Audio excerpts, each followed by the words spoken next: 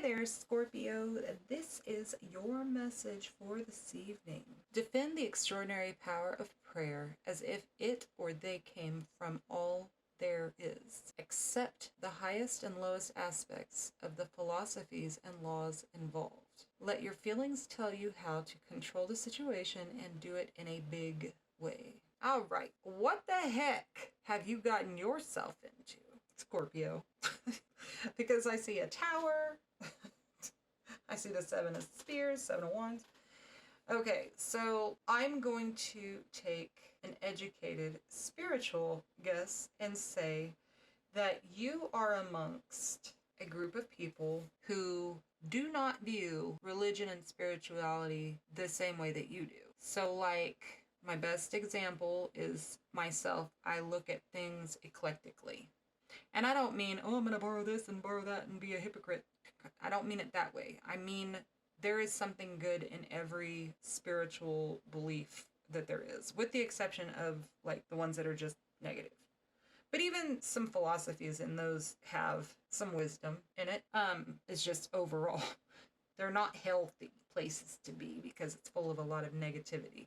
But anyways, I think you're probably a lot like me in that regard of you have a whole world, whole universal view of spirituality and religion, because, you know, it even talks about like, accept that the highs and the lows of philosophy and laws, like, and to me, like, what that means, like, what I wrote down was the power of prayer is important, the politics are not.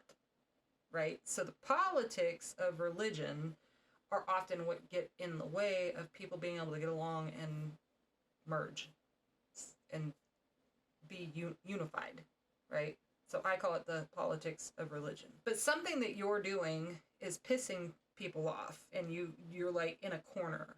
But you are meant to do this. You are meant to do this because you have this Empress, you know, loving, balanced. You're trying to do what's good for everybody, right? It's not a selfish. You're trying to be selfless by giving them this. And this is going to cause a tower, but it's not going to be a bad tower for you. It's probably just going to be like the illusions fall away for everybody else, or they're going to try and fight and hold on to them, but that's not a good idea with the tower coming in.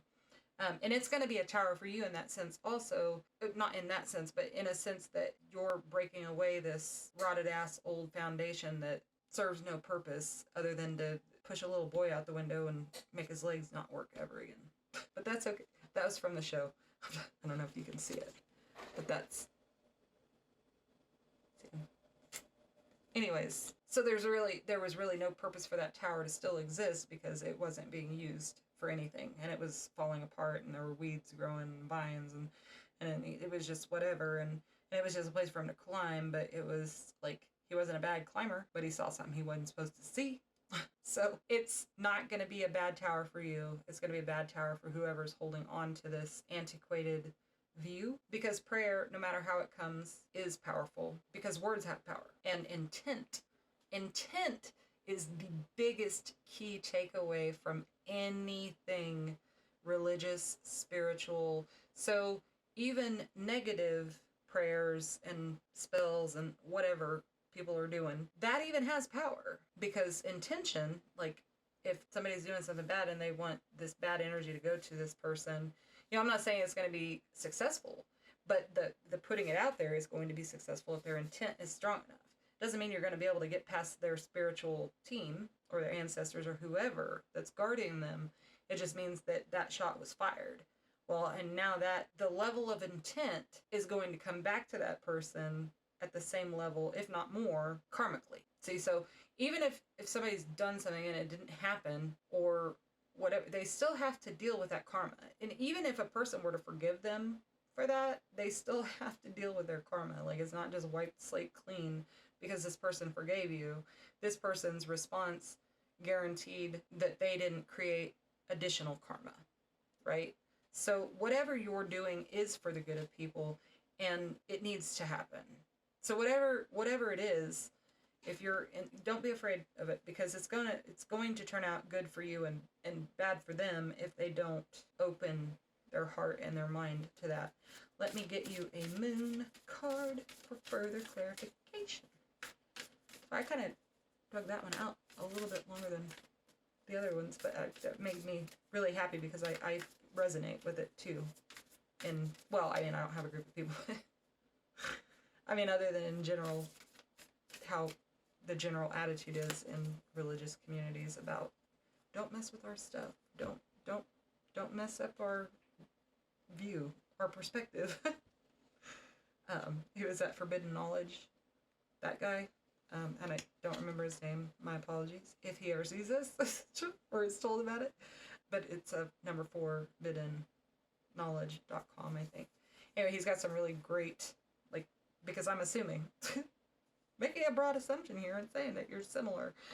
He's got great content if you haven't already found it. A Time for Healing, a balsamic moon. Probably said that wrong because I don't think I've ever said that word in my life. Ever. Ever. It's my first time. I've read it, never said it. But anyway, yeah, Time for Healing. So this is really what you're trying to do.